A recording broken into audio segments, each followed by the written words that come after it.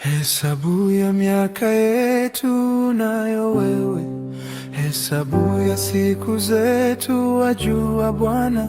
Hakuna awezaye kuongeza wala kupunguza siku zake. Basi utujulishe kuzihesabu siku zetu zilizosalia, tujipatie moyo wa hekima, tuzidi kutenda mapenzi yako. Miaka yetu ni michache, yajaa taabu, dhiki nyingi na magonjwa vinatusonga. Tumaini la pekee ni kwako Bwana, twainua macho kwako.